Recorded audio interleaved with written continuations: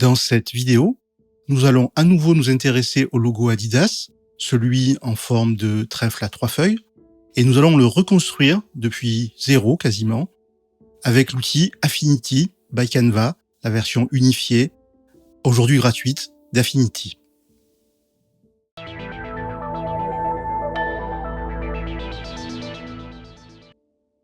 Dans cette vidéo, nous allons reconstruire le logo Adidas, celui en forme de trèfle à 3 feuilles, que nous avons déjà étudié et analysé avec GeoGebra.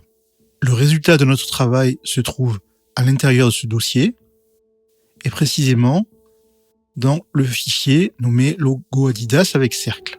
Nous l'ouvrons, et en effet, nous retrouvons notre logo Adidas à 3 feuilles, dont les bords sont délimités par des cercles. Il y a en réalité 5 cercles. Regardons la taille de cette image et nous voyons que, en approximant de manière un tout petit peu au-dessus, on a grosso modo 3000 pixels par 2000 pixels. C'est ce que nous allons utiliser pour créer un nouveau document Affinity. Nous pouvons fermer cela, lancer Affinity,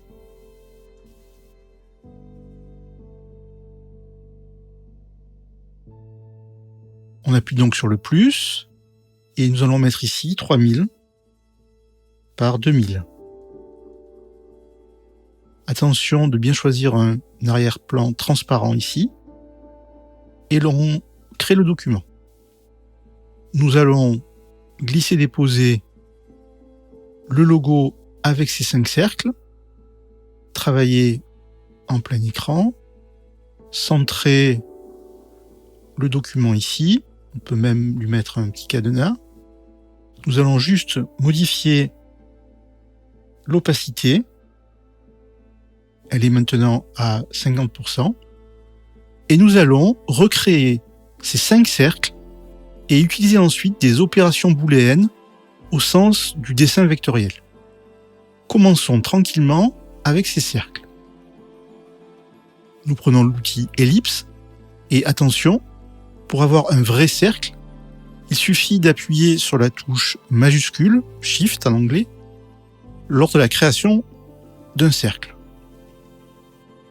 Très bien. Avant de l'ajuster en termes de position et de taille, déjà, nous aimerions qu'il ait vraiment une épaisseur. Nous allons mettre une épaisseur de 0,5 points.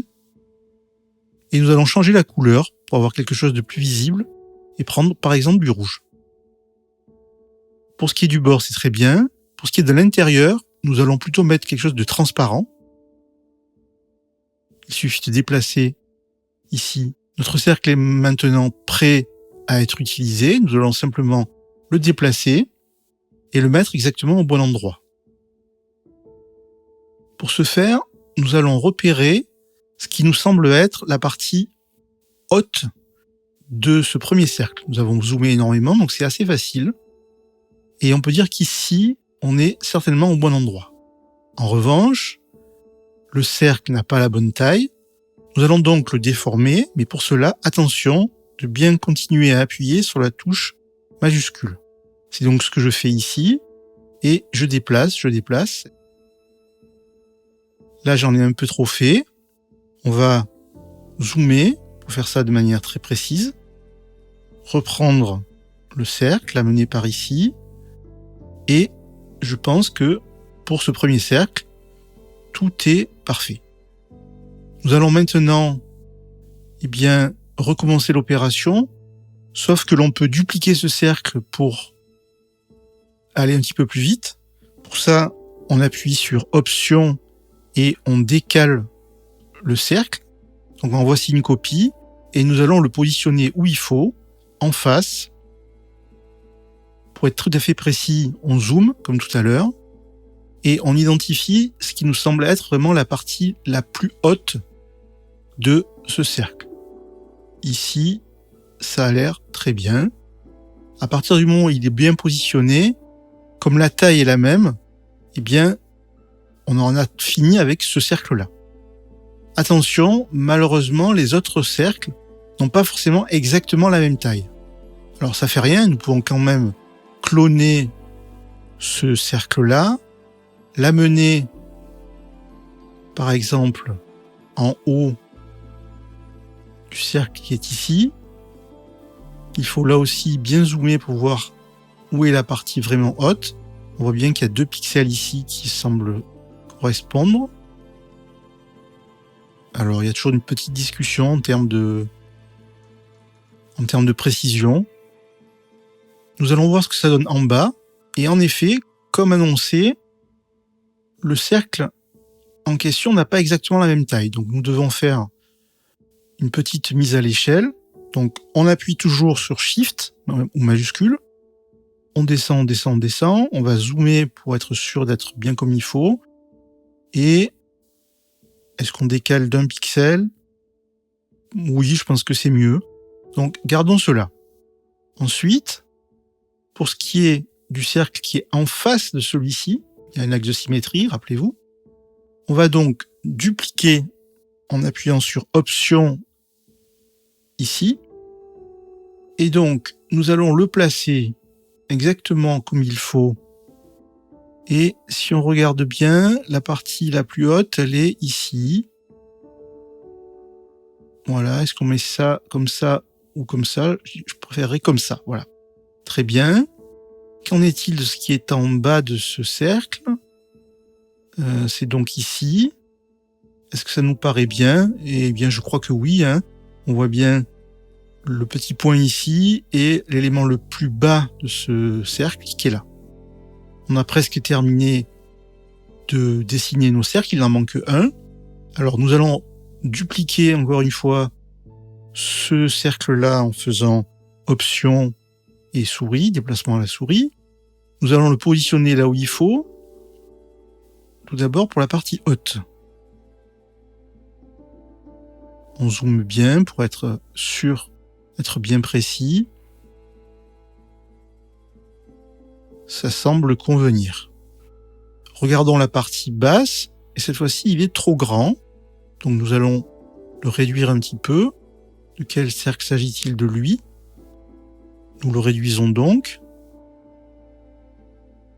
Et il faut aller jusqu'ici. Voilà. Quelque chose comme ça me paraît très bien.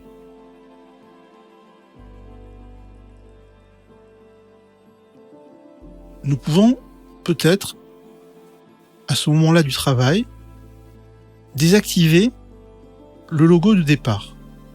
Il se passe des choses étranges. Je crois que nous avons oublié au passage un cercle. En effet, alors reprenons celui-là.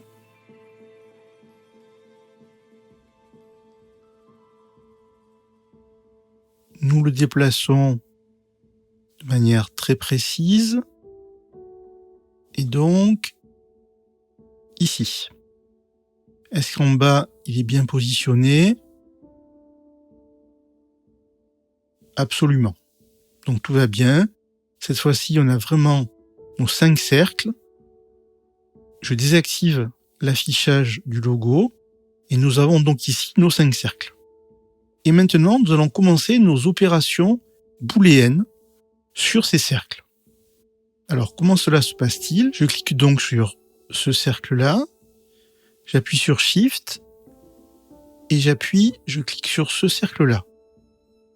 Donc, ces deux-là étant sélectionnés, je vais dans Vecteur, Géométrie, Intersection. Et nous avons notre feuille ici, qui est définie exactement comme l'intersection des 2 cercles.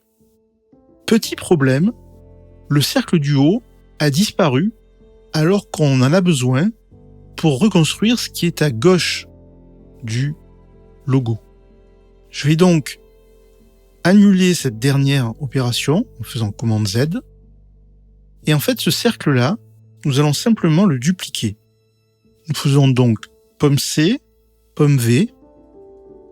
En apparence, rien n'a changé, sauf que si on regarde l'ensemble des calques, eh bien, ce cercle-là, en fait, apparaît 2 fois. Donc, nous allons l'utiliser une fois avec le cercle du bas, ici, celui qui est en bas à droite. Nous répétons l'opération vecteur, géométrie, intersection. Nous avons notre feuille, mais il reste une copie du cercle tout en haut, que nous pouvons d'ailleurs utiliser tout de suite avec le cercle qui est complètement en bas à gauche. Cette fois-ci, c'est parfait. Nous pouvons refaire géométrie, intersection, et nous avons cette pétale ou feuille gauche. Il reste maintenant la feuille centrale. Nous sélectionnons donc les deux cercles restants.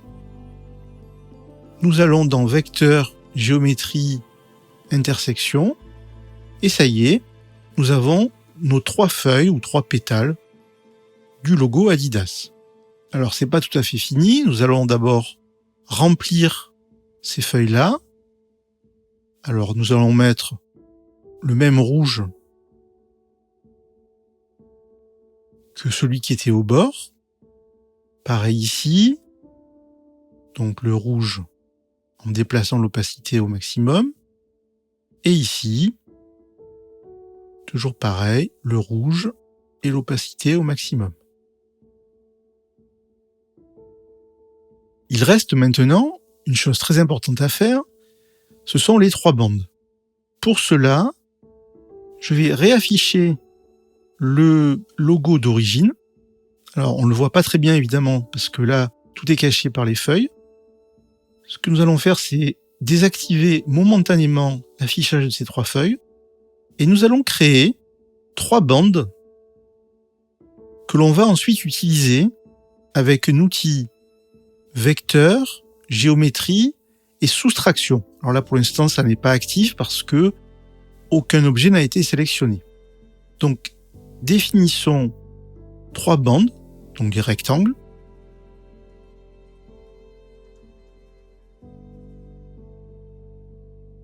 Je les positionne de manière approchée, mais nous allons faire quelque chose de bien plus précis. Voilà, ici et là. Alors nous avons 42 pixels de hauteur.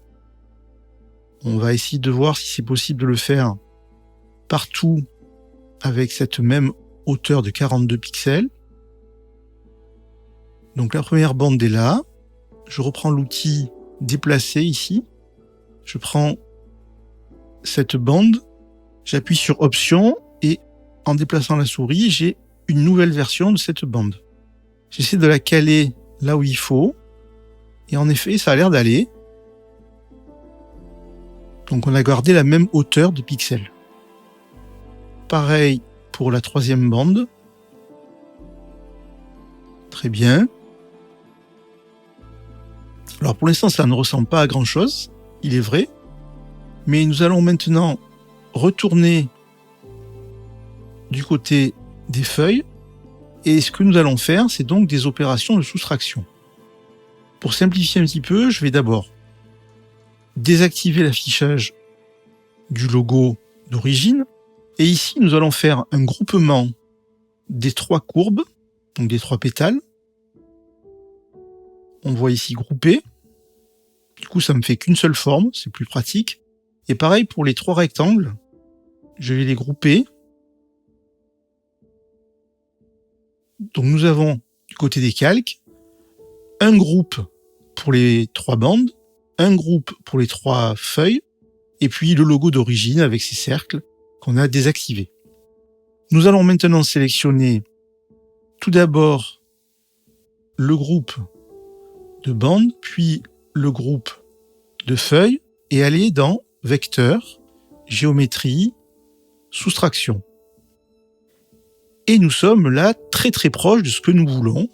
Simplement, nous avons, vous voyez, des petites entailles ici, dans ce qui devrait être complètement rouge. Alors, ça peut se traiter plus ou moins facilement. Par exemple, ici, c'est assez facile. Ces points-là, en fait, on peut en supprimer certains. Celui-ci aussi, et celui-ci aussi. Et là, on redevient parfaitement droit. Ça va être la même chose pour ce point-là. enfin ces points-là, on peut les supprimer et tout redevient hyper carré. Sur celui-ci, ça va être exactement la même chose.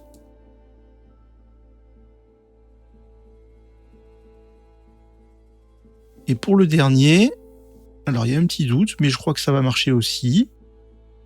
On supprime ça, on supprime ce point également, et on supprime ce point également.